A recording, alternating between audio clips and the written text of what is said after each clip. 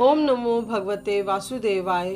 भगवान विष्णु की दया दृष्टि आप सभी पर सदा बना रहे। आप सभी का हर दिन शुभ हो।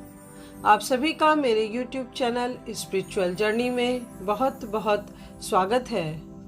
आज के वीडियो में हम सुनेंगे पद्म पुराण के उत्तरखंड के अध्याय 158 का, जिसमें त्रिस्पृशा व्रत की विधि और महिमा का वर्णन किया गया है। यदि आप स्पिरिचुअल जर्नी चैनल पर पद्म पुराण की कथा पहली बार सुन रहे हैं तो आप सभी से विनम्र निवेदन है कि इसके पहले के भी सभी अध्याय जरूर सुनिएगा। यदि अब तक आपने स्पिरिचुअल जर्नी चैनल को सब्सक्राइब नहीं किया है तो जरूर करें, जिससे इस चैनल पर अपलोड होने वाले भगवान की पारलौकिक कथाएं आपको सबसे पहले मिल सके। नारद जी बोले, सर्वेश्वर, अब आप विशेष रूप से त्रिस्पृशा नामक व्रत का वर्णन कीजिए, जिसे सुनकर लोग तत्काल कर्म बंधन से मुक्त हो जाते हैं। महादेव जी ने कहा, विद्वन, पूर्व काल में संपूर्ण लोकों के हित की इच्छा से सनत कुमार जी ने व्यास जी के प्रति इस व्रत का वर्णन किया था। यह व्रत संपूर्ण पाप राशि का शमन करने वाला और महान दुखों का विनाशक है।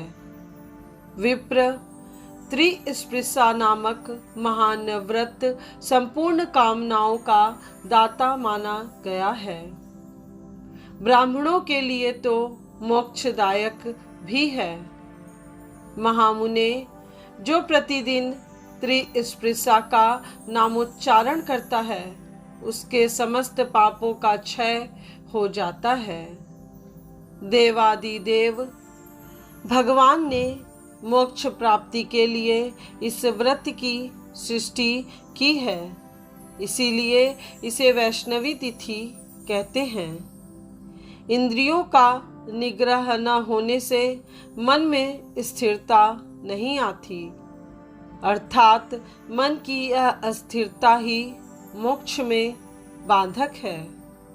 ब्राह्मण, जो ध्यान धारणा से वर्जित, विषय परायण तथा काम भोग में आसक्त है, उनके लिए त्रिस्पृशा ही मोक्षदायिनी है।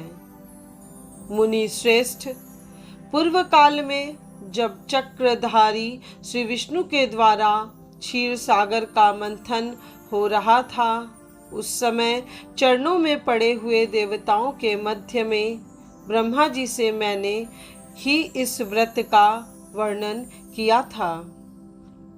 जो लोग विषयों में आसक्त रहकर भी त्रिस्पृशा का व्रत करेंगे, उनके लिए भी मैंने मोक्ष का अधिकार दे रखा है।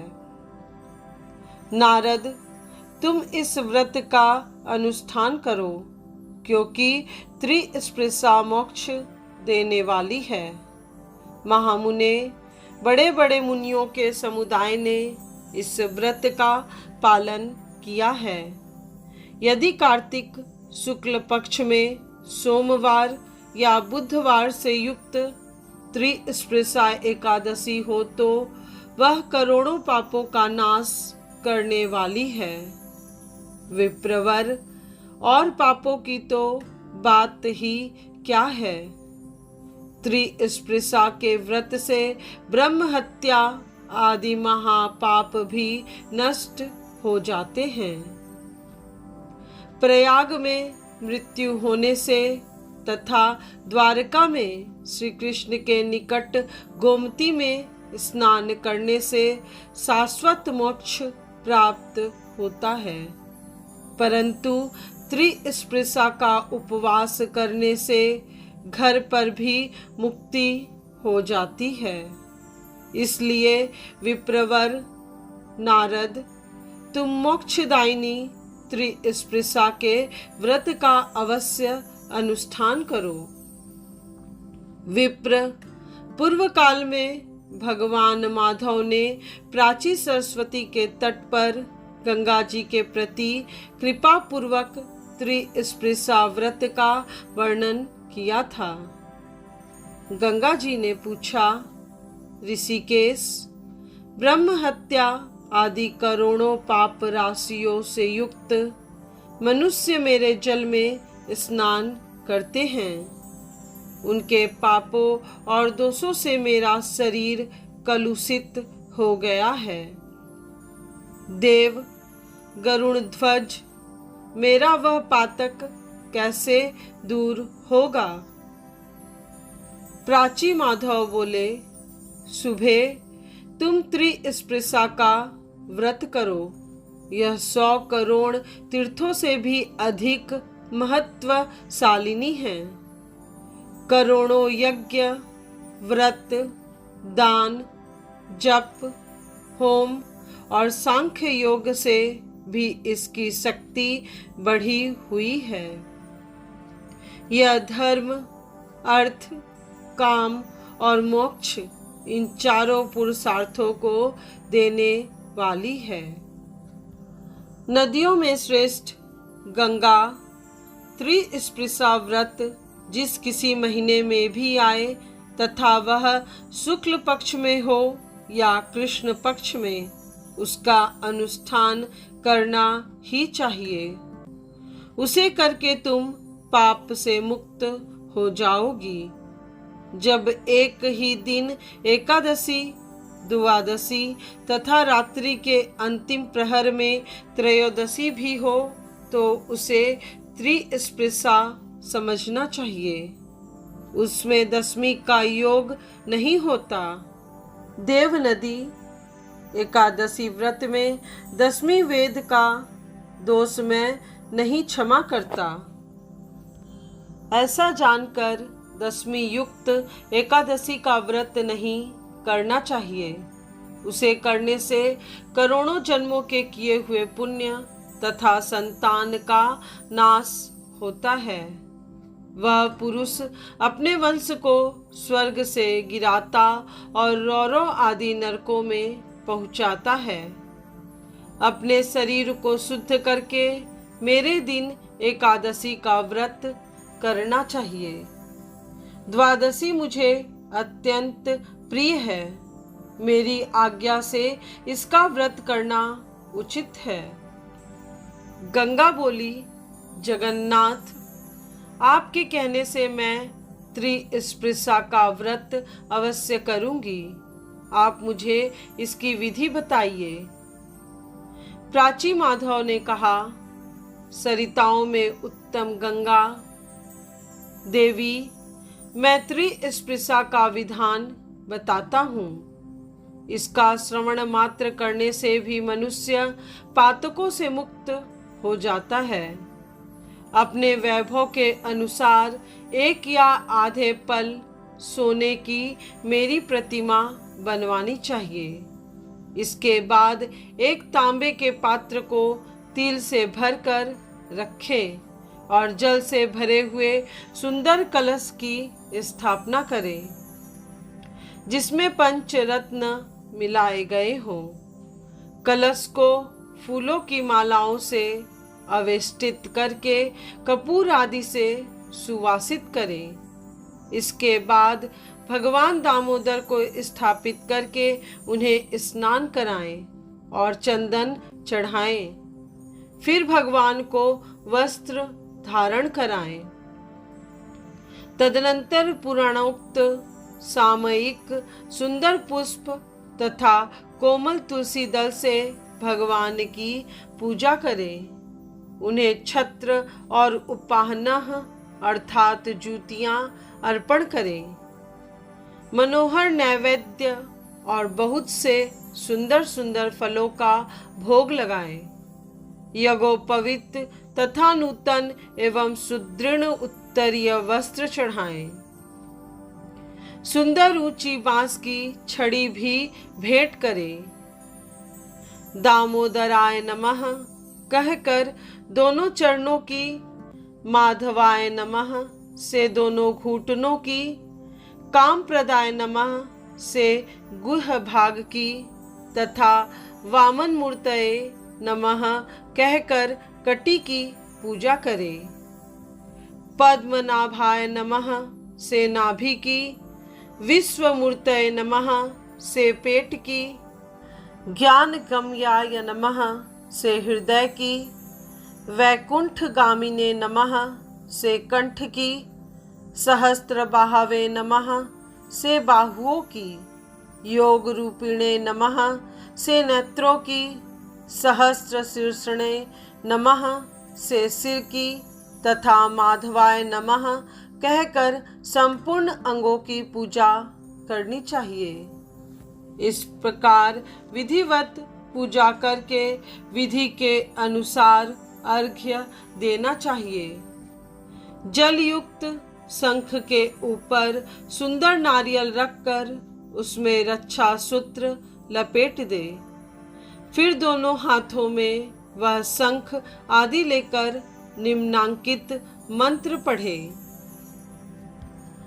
स्मृतो हर्षि पापानि यदि नित्यं जनार्दन, दुःस्वप्न दुर्निमितानि मनसा दुर्विचितितम्। नारकन्तु भयं देव भयं दुर्गति संभवम, यन्मम स्यान् महादेव ऐहिक पार लौकिकम। तेन देवेश मां रक्ष गृणार्घ्यम, नमोस्तुते सदा भक्तिर्मय वास्तु दामोदर तवोपरि।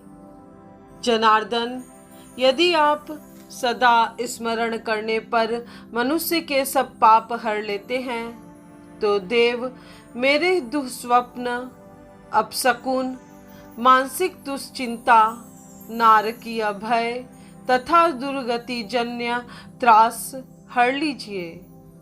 महादेव देवेश्वर, मेरे लिए इहलोक तथा परलोक में जो भय है उनसे मेरी रक्षा कीजिए तथा यह अर्घ्य ग्रहण कीजिए। आपको नमस्कार है। दामोदर, सदा आप में ही मेरी भक्ति बनी रहे। तत्पश्चात धूप दीप और नैवेद्य अर्पण करके भगवान की आरती उतारें। उनके मस्तक पर शंख घुमाएं। यह सब विधान पूरा करके सद्गुरु की पूजा करें। उन्हें सुंदर वस्त्र, पगड़ी तथा अंगा दें। साथ ही जूता, छत्र, अंगूठी, कमंडलू, भोजन, पान, सप्तधान्य तथा दक्षिणा दे।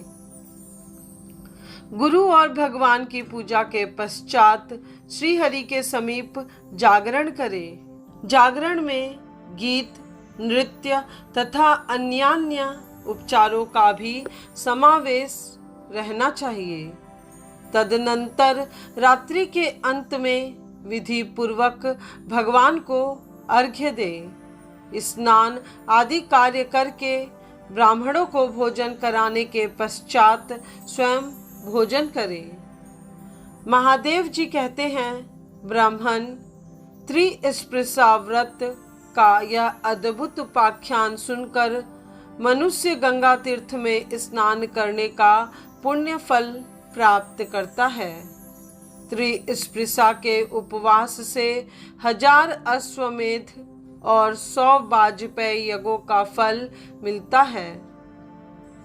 यह व्रत करने वाला पुरुष पितृकुल, मातृकुल तथा पत्नी कुल के सहित विष्णु लोक में प्रतिष्ठित होता है। करोड़ों तीर्थों में जो पुण्य तथा करोड़ों क्षेत्रों में जो फल मिलता है, वह त्रिस्पृशा के उपवास से मनुष्य प्राप्त कर लेता है। द्विज श्रेष्ठ, जो ब्राह्मण, क्षत्रिय, वैश्य, शूद्र अथवा अन्य जाति के लोग भगवान श्री कृष्ण में मन लगाकर इस व्रत को करते हैं, वे सब इस धराधाम को छोड़ने पर मुक्त हो जाते हैं। इसमें 12 मंत्र का जप करना चाहिए। यह मंत्रों में मंत्र राज माना गया है। इसी प्रकार त्रिस्पृशा सब व्रतों में उत्तम बताई गई है। जिसने इसका व्रत कर लिया उसने संपूर्ण व्रतों का अनुष्ठान कर लिया। पूर्व काल में स्वयं ब्रह्मा जी ने इस व्रत को किया था। तदनंतर अनेकों ऋषियों ने भी इसका अनुष्ठान किया। फिर दूसरों की तो बात ही क्या है। नारद, यह त्रिस्पृशा मोक्ष देने वाली है। आज की यह कथा यहीं पूर्ण हुई।